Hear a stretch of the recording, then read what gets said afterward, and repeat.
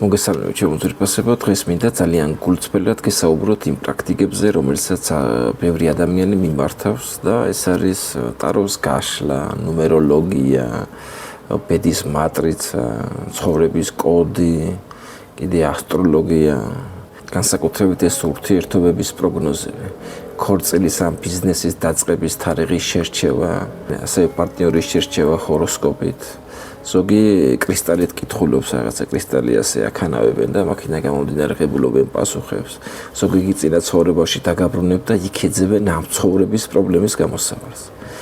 ნათელმხილველებზე და მარჩილებზე ხომ საერთოდ აღარ ვლაპარაკობ, ეს უკვე ძალიან მძიმე დონე არის რა. და ახლა მთავარი რა აქვს ამ ყველაფერს საერთო. ჩვენი პირადი პასუხისმგებლობის გადაბარება სხვაზე. ეს არის არჩევანი. მე ვერ ვაგებ პასუხს ჩემს ცხოვრებაზე, მოდი ვკითხო კარდს, ვარსკვლავს, ენერგიას, ციფრებს და ასე შემდეგ. მაგრამ მეგობრებო, ამით ჩვენ ვკარგავთ მთავარს, კონტროლს საკუთარ ცხოვრებაზე. როცა სხვას ვეუბნებით, როგორი იქნება ჩვენი მომავალი, რა არის ჩემთვის კარგი, რა მოხდება, რა გავაკეთო და ასე შემდეგ, ჩვენ იმ დროს მზად ვართ ყოველთვის შთაგონებისთვის. ნებისმიერი ოსტატიდან წამოსული სიტყვას ვღებულობთ როგორც სინამდვილეს, როგორც შთაგონება, ისე მუშაობს ჩვენი გონებისთვის და ვღებულობთ ამ შთაგონებას როგორც ცხოვრების ნამდვილ გზად. ნებისმიერი ოსტატიდან წამოსული სიტყვას ვღებულობთ როგორც სინამდვილეს, ცხოვრების ნამდვილ გზად, რომელიც აუცილებლად აღმოჩნდება ჩვენი ნამდვილი გასავლელი გზის აცდენა. სხვა მიმართულებით წავალთ და საწავართ ღმერთმა იცის და ისიც აკითხავია, როდის გამოფხიზდებით და შემდეგ იქიდან როდის დაბრუნდებით უკან. თან ასევე საინტერესო ის არის, რომ ვიწყებთ პასიურ მოლოდინს.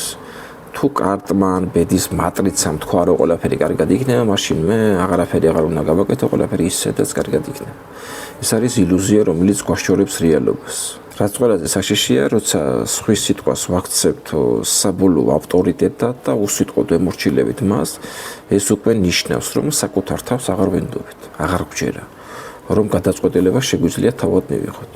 იცით, ვინ მიმართავს ძირითადად ესეთ პრაქტიკებს, ვისაც ძალიან დაბალი თვითშეფასება აქვს, არ ჯერა საკუთარი თავის, ვისაც ჯერ კიდევ არ აუღია პასუხისმგებლობა საკუთარ თავზე, საკუთარ ცხოვრებაზე. ვინც პრობლემებშია და იმის მაგივრად გამოსავალი საკუთარ თავში ეძებოს, სხვაგან გარბის. მაგრამ მინდა ახლა მკაფიოდ გითხრათ, რომ ესე იგი თქვენი ცხოვრება თქვენს ხელშია. არ არსებობს ბარათი, ვარსკვლავი, კრისტალი, ბედის მატრიცა, რაღაცა ციფრები, რომელმაც უკეთ იცის თქვენი გზა, ვიდრე თქვენი ქვეცნობიერი გონება და თქვენი გულია. დიახ, წარსული შეიძლება იყოს რთული, შეიძლება დატოვა ღრმა ჭრილობები და ტკივილი, მაგრამ ეს ყველაფერი არის გამოცდილება, რომელიც გვაძლევს ძალას. გამოსავალი კი ყოველთვის ჩვენშია, ჩვენს ქმედებაში და ჩვენს არჩევანში.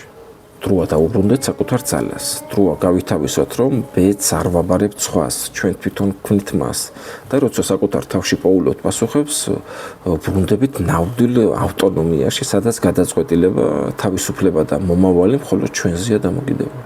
ასე რომ ჩემო კარგებო, პასუხისმგებელი იყავით თქვენ საკუთარ თავზე. ბოლოს და ბოლოს აიღეთ ეს პასუხისმგებლობა საკუთარ თავზე და ნახეთ, რომ ყველაფერი ძალიან მალე გამოსწორდება. ეს არის ძალიან მნიშვნელოვანი. ნუ დაუთმობ შენი ცხოვრების მართვა სხვას. შენ ხარ ბედის შემქმნელი. პასუხები კი ყოველთვის შენშია. გისურვებთ ყველას წარმატებებს.